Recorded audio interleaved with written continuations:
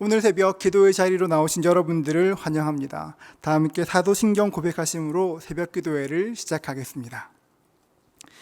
전능하사 천지를 만드신 하나님 아버지를 내가 믿사오며 그 외아들 우리 주 예수 그리스도를 믿사오니 이는 성령으로 잉태하사 동정녀 마리아에게 나시고 본디오 빌라도에게 고난을 받으사 십자가에 못 박혀 죽으시고 장사한 지 사흘 만에 죽은 자 가운데서 다시 살아나시며 하늘에 오르사 전능하신 하나님 우편에 앉아 계시다가 저리로서 산자와 죽은 자를 심판하러 오시리라.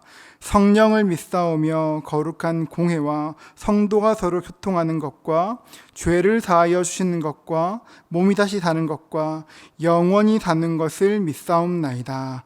아멘. 하나님을 사모하는 마음으로 찬송가 370장 하나님께 올려드리겠습니다.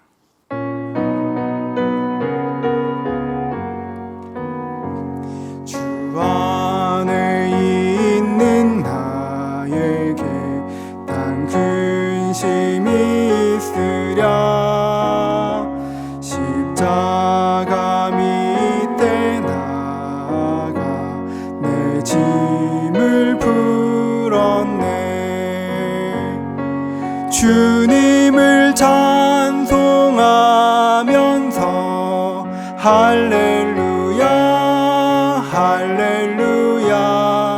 내 앞길 멀고 험해도 나 주님만 따라가리. 그 두려움이 변하여 내 기도 되었고 전날의 한숨 변하여 내 노래 되었네. 주님을 찬송하면서 할렐루야 할렐루야. 내 앞길 멀고 험해도 나 주님만 따라가리.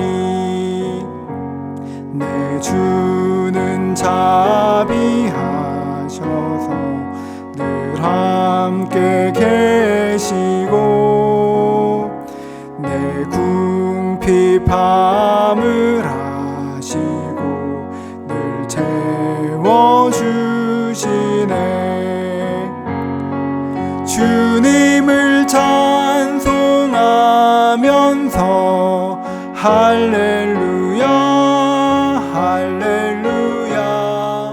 내 앞길 멀고 험해도 나 주님만 따라가리. 내 주와 맺은 언약은 영불변하시니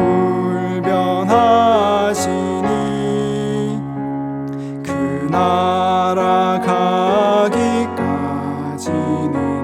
늘 보호하시네.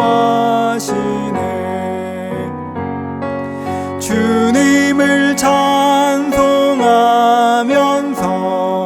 할렐루야 할렐루야. 내 앞길 멀고 험해도 나 주님만 따라가리. 우리가 함께 나눌 하나님 말씀은 야고보서 2장 14절부터 26절까지 말씀입니다.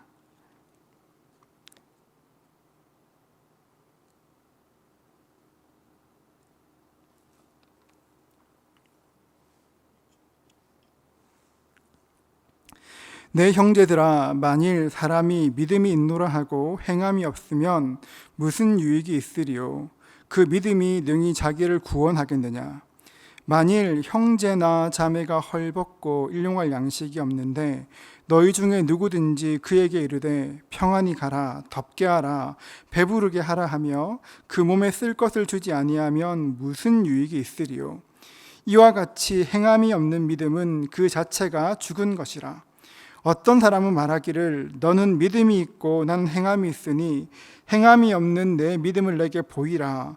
나는 행함으로 내 믿음을 내게 보이리라 하리라. 내가 하나님은 한 분이신 줄을 믿느냐? 잘하는도다. 귀신들도 믿고 떠느니라. 아, 허탄한 사람아, 행함이 없는 믿음이 헛것인 줄을 알고자 하느냐? 우리 조상 아브라함이 그 아들 이삭을 제단에 바칠 때에 행함으로 의롭다 하심을 받은 것이 아니냐? 내가 보거니와 믿음이 그의 행함과 함께 일하고 행함으로 믿음이 온전하게 되었느니라. 이에 성경에 이른바 아브라함이 하나님을 믿으니 이것을 의로 여기셨다는 말씀이 이루어졌고 그는 하나님의 벗이라 칭함을 받았나니 이로 보건대 사람이 행함으로 의롭다 하심을 받고 믿음으로만은 아니니라. 또 이와 같이 기생 라합이 사자들을 접대하여 다른 길로 나가게 할 때에 행함으로 의롭다 하심을 받은 것이 아니냐. 영혼 없는 몸이 죽은 것 같이 행함이 없는 믿음은 죽은 것이니라. 아멘. 하나님의 은혜 가득한 복된 한 주 되시기를 주의 이름으로 축복합니다. 이전 교회에서 새가족 신방을 했을 때 일입니다. 복음을 증거했는데 그분이 눈물로 예수님을 영접하셨습니다. 예배를 마치고 일어섰는데 그분이 말씀하셨습니다. 목사님, 제가 정말 열심히 믿겠습니다. 그런데 부탁 하나 드리겠습니다. 저희 집 안방에 그 신주 단지와 달마도가 있는데 목사님 좀 처리해 주십시오. 이렇게 부탁하는 것이었습니다. 그래서 그것들을 챙겨서 교회로 왔던 일이 있었습니다. 그때부터 그분이 정말 열심을 내셨습니다. 주일 예배는 물론이고 이렇게 주말이 되면 새벽 기도에도 오시고 선교회에서도 열심히 봉사하셨습니다. 그렇게 열심을 내셨는데 어느 순간 발걸음이 뜸해지더니만 전화도 잘 받지 않으시고 그냥 발걸음을 뚝 끊으셨습니다. 그 이야기를 듣고 어렵게 연락해서 신방을 했습니다. 집사님께 이야기했습니다. 집사님, 저는 집사님을 생각하면 눈물로 예수님을 영접했던 그때가 참 기억납니다. 그때가 참 좋았습니다. 그런데 요즘 교회 뜸하시다는데 왜 그렇습니까? 무슨 일이 있었습니까? 물었습니다. 그랬더니 답하시기를 목사님, 저는 괜찮습니다. 교회에 특별히 나쁜 감정이 없습니다. 주일날 목사님 말씀도 너무 좋고 다 괜찮습니다. 그런데 목사님, 제가 교회를 다녀보니까 교회에는 말밖에 없는 것 같습니다. 물론 좋은 분도 참 많았습니다. 그런데 모태신앙이라고 하는데 성찬식 때 마셨던 포도주가 몇 병은 될 것이라고 이야기하는데 그분들이 제 친구들과 뭐가 그리 다른지를 잘 모르겠습니다. 사실 제 친구들만 못한 사람도 수두룩합니다. 저는 그냥 이제부터 동호회 모임이나 열심히 하겠습니다. 이렇게 말씀하시고는 교회를 떠나셨습니다. 시간이 꽤 지났지만 가끔씩 그분 생각이 날 때가 있습니다. 정말 애쓰셨는데 먼저 믿은 사람들이 조금만 더 좋은 본을 보였다면 어땠을까, 이런 생각이 들 때가 있습니다. 야고보도 같은 맥락에서 이야기합니다. 14절입니다. 내 형제들아, 만일 사람이 믿음이 있노라 하고 행함이 없으면 무슨 유익이 있으리요? 그 믿음이 능히 자기를 구원하겠느냐? 야고보는 믿음이 있다고 하면서 행함이 없다면 무슨 유익이 있겠냐고, 그 믿음이 자기를 구원할 수 있겠냐고 질문합니다. 그러면서 덧붙입니다. 15절과 16절입니다. 만일 형제나 자매가 헐벗고 일용할 양식이 없는데 너희 중에 누구든지 그에게 이르되 평안히 가라, 덥게 하라, 배부르게 하라 하여 그 몸에 쓸 것을 주지 않으면 무슨 유익이 있으리요? 누군가 헐벗고 일용할 양식이 없는데 아이고 어떡합니까? 하나님께서 필요한 것 주시기를 제가 기도하겠습니다. 제가 기도할게요. 이렇게만 이야기한다면 그것이 사람에게 무슨 유익이 있겠냐고 반문하는 것입니다. 요즘 시대에 가장 중요한 덕목 하나가 있다면 바로 공감일 것입니다. 다른 어떤 것보다 공감 능력이 굉장히 중요한 시대이고 또 인정받는 시대입니다. 어려운 일을 당할 때 누군가가 내 상황에 공감해주면, 내 기분에 공감해주면 그 자체가 굉장히 힘이 됩니다. 우리 교회의 표가 함께 울고 함께 웃는 우리 교회 아닙니까? 어떤 상황을 공감한다는 것은 그 자체만으로도 큰 힘이 됩니다. 그러나 야고보는 공감보다 훨씬 더 중요한 것이 있다고 말합니다. 누군가 헐벗고 있다면, 굶주리고 있다면 그냥 공감이 아니라 가서 실제로 도우라는 것입니다. 먹을 것이 없고 입을 것이 없을 때 공감하는 것도 중요하지만 우리 성도들이 진짜 해야 될 일이 있다면 힘을 다해 돕는 것입니다. 17절은 이렇게 말합니다. 이와 같이 행함이 없는 믿음은 그 자체가 죽은 것이라. 26절도 말합니다. 영혼 없는 몸이 죽은 것 같이 행함이 없는 믿음은 죽은 것이니라. 야고보는 행함이 없는 믿음, 말뿐인 믿음, 공감에 그치는 그 믿음을 죽은 믿음이라고 정의합니다. 행함이 없는 믿음은 죽은 것이라고 그렇게 극단적으로 이야기하는 이유가 무엇입니까? 그것은 참된 믿음은 반드시 행동으로 드러나기 때문입니다. 이것은 여러분 영적인 영역에만 해당되는 것이 아닙니다. 우리 일상도 마찬가지입니다. 만약 새벽 기도가 끝난 후에 뉴스를 들으시는데 뉴스에서 내일부터 휘발유가 1리터에 3,000원으로 인상된다고 이렇게 뉴스가 나온다면 여러분 어떻게 하시겠습니까? 아마 뉴스를 듣고는 생각하실 것입니다. 지금 내 차에 기름이 얼마나 있나 생각하실 것입니다. 어떤 분은 뉴스가 끝나기도 전에 주유소로 뛰어가시는 분도 계실 것입니다. 뉴스를 듣고 주유소로 가는 이유가 무엇입니까? 기름값이 오른다는 그 뉴스를 믿기 때문입니다. 믿음이 행동으로 옮겨진 것입니다. 믿음은 반드시 행동으로 드러나게 되어 있습니다. 주일날 예배를 드렸습니다. 큰 은혜가 임했습니다. 손수건이 축축해질 만큼 울었습니다. 그런 날은 예배당 밖으로 나올 때 날아갈 것만 같습니다. 세상을 다 얻은 것만 같습니다. 그런데 여러분, 그 순간 기억해야 될 것이 있습니다.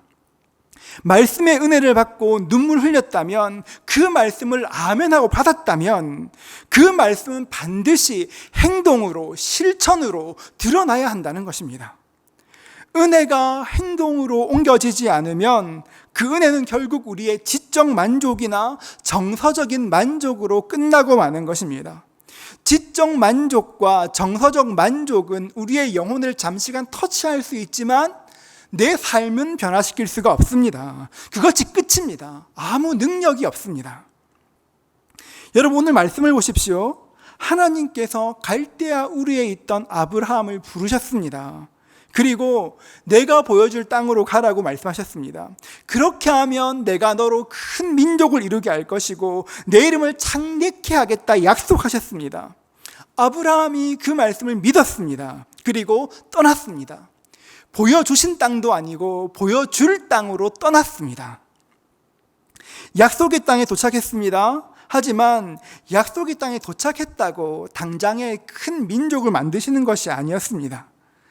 그저 아들 하나, 100세가 되었을 때 아들 하나 주셨습니다.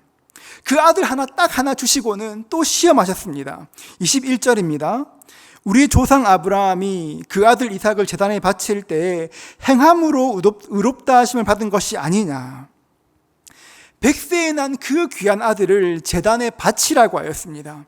어떻게 얻은 아들인데 어떻게 그 아들을 내가 제단에 바칠 수가 있겠습니까? 어떻게 내 손으로 죽일 수가 있겠습니까? 그런데도 아브라함은 즉시로 짐을 꾸려 모리아산으로 올라갔습니다. 그리고 산에서 아들을 묻고 아들을 죽이기 위해서 칼을 높이 쳐들었습니다.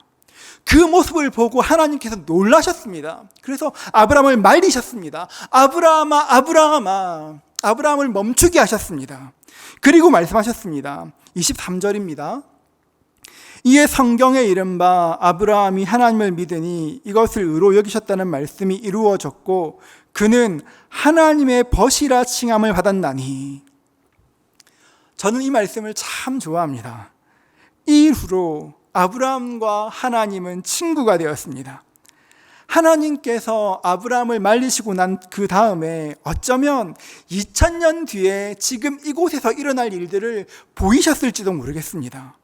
지금은 이곳을 모리아산이라 부르지만 2000년 뒤에는 이곳을 갈보리라 부르게 될 것이고, 지금 내가 이삭을 마음으로 죽인 것처럼 나도 내 아들 예수를 죽여야 된다고, 다른 사람 몰라도 너는 내 마음 알지? 내 마음 알겠지?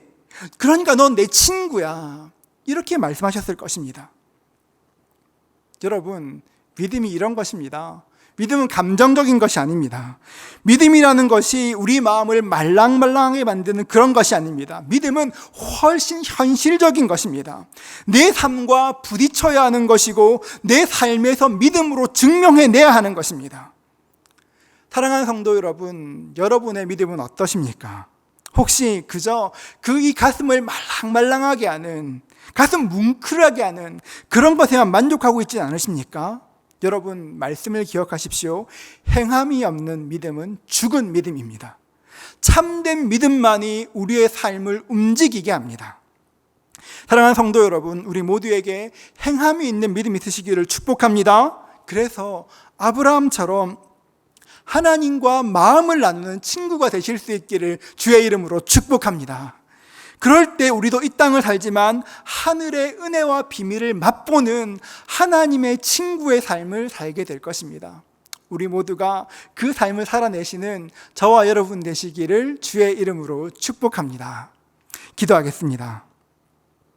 하나님, 내가 믿는 예수가 말로 그치는 것이 아니라 내 삶에서 능력으로 드러날 수 있도록 역사하여 주시옵소서. 예수님, 이 땅을 살 동안 우리에게 믿음이 필요합니다. 믿음 없이는 살 수 없어서 주의 능력을 구합니다.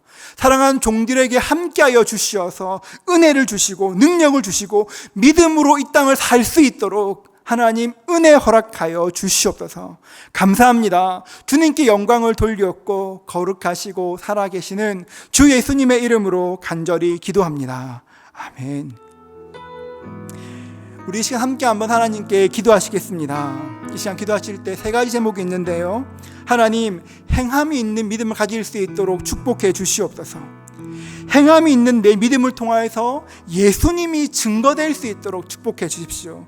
3번째로, 이번 한 주의 삶에 하나님의 은혜가 충만할 수 있도록 은혜를 더하여 주시옵소서. 우리 다 같이 사모하는 마음으로 하나님께 기도하겠습니다. 하나님 아버지, 그렇습니다. 우리가 주님께 기도하는 것은